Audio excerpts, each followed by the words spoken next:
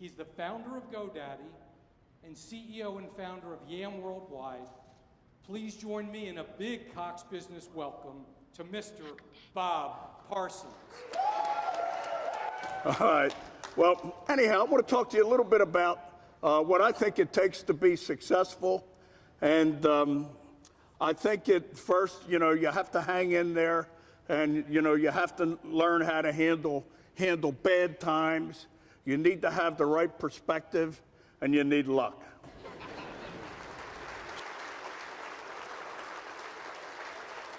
When I got to Vietnam, I was a rifleman. We called it 0311 in the Marine Corps with Delta Company and 26 Marines. And we were on Hill 190 in a place called Quang Nam, which was a province north of Da Nang. And that was rice paddies as far as you could see. And I remember when I got to my unit, in a Marine Corps rifle squad, there's usually about 12 Marines.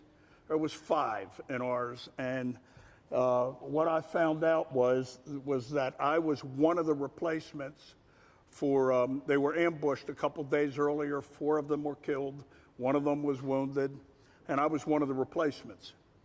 And so were, a couple of individuals that came in with me. And at that time, the senior man in the squad, who became all the guys that were killed were the senior guys. So the guy that was in charge now, which was the most senior guy, had been there 6 weeks, and he was 19 years old. He was the guy calling the shots. And it turned out that he was just marvelous. He's a dear friend of mine to this day. I talk to him every week. But back then, I didn't know him from Adam. So I remember before we went out into the bush with my first ambush, I sat on the wall overlooking the valley, and I had probably the only anxiety attack I've ever had. I mean, my skin got clammy. I couldn't breathe. I kept thinking, how am I going to survive this? I got to be here 13 months. Senior guy's here 6 weeks. He don't know. He really doesn't know what's going on. I don't know the lay of the land here at all. And as I worried about it, I got more anxious and more anxious. And then finally, I had the thought that pulled me out of it and shattered it. And the thought that I had was, I'm going to die here. And when I had that thought, I mean, that's a heavy, heavy thought.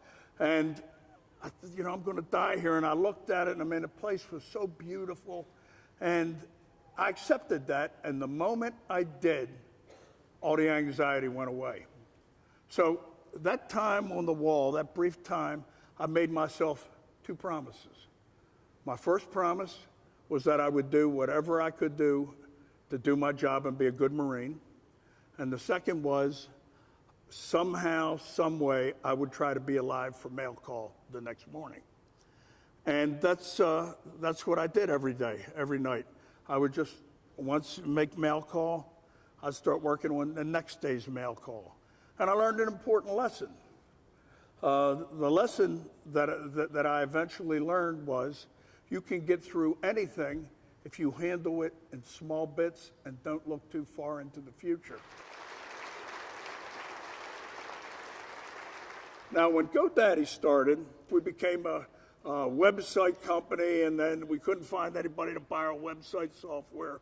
So we went ahead and became a domain name registrar. And so the idea was if somebody came to GoDaddy to get a domain name, we'd sell our software. And that's exactly what happened. I mean, that's what happened. But the difference was the noise from the .com boom was so loud, we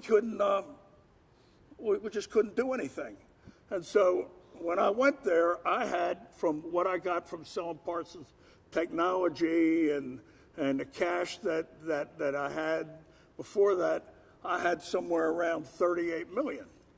So I used to keep track of what I was doing by how much cash I had left. Back then, it was the .com companies were judged by cash burn, how much cash you burned. It's kind of a crazy thing when you think about it, especially if it's just your cash. You know, we did that, and we lost money every month. So I remember thinking, you know, I'm not going to worry about this company till I get down to $32 million. Hit 32 million. I'm going to wait till I hit 26. Hit 26, 22, 20, 18, 14, 16. No, wait a minute. I'm not good with little numbers. 18, 16, 14, 12, 10. And then I got down to $6 million. And I remember at the time, you know, I couldn't see that things were going to change much. And, you know, I'm down to $6 million. And I thought, well, I'm going to close GoDaddy while I still have some money. And, you know, as time went on, first there was a relief with making that decision. And then, as time went on, you know, I just felt a little more reluctant to do it. And the epiphany happened for me when I went to get my car, which I had valeted. And the guy who went to get it, you know, he was the happiest guy I've ever seen in my life. Guy was my age. And, you know, he's throwing the keys up in the air, whistling, and so forth. And I remember thinking, wow, I mean, this guy's parking cars for a living. I mean, he might be the richest man in the world, but he probably isn't. And look how happy he is. Me, I got $6 million and I'm miserable. What is wrong with this picture? So I decided at that point, I would go back, I would stick with the company, I would strap myself to the mast, and if the company went down, which I assumed it would, I'd go down with it. So I accepted the worst that could happen, and I made my commitment. I made a recommitment. So I went back, and I wish I could tell you that I did anything different. I didn't do a thing different. But then something happened that no one guessed would happen. It was the dot-com bust. And when the dot-com bust happened, GoDaddy was born. I mean, we rose like a phoenix from the ashes because all of our competitors, a lot of them went away. People we're doing business with went away. And whereas before, I couldn't even get people to sell me advertising at any stupid price, they were in line, because I was the only guy paying my bills. They were lined up to give it to me. And I didn't have any competitive ads running. I had more friends than I thought I had.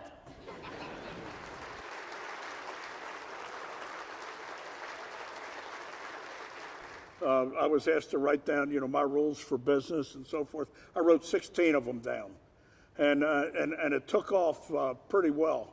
And my favorite rule of them all is the last one, and it goes like this here: there's always a reason to smile. Find it.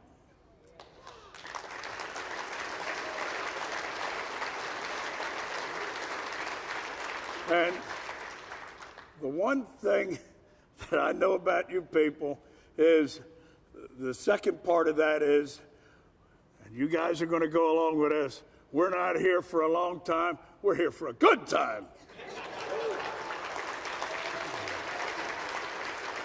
So guys, I had a good time speaking to you today. Thank you so much.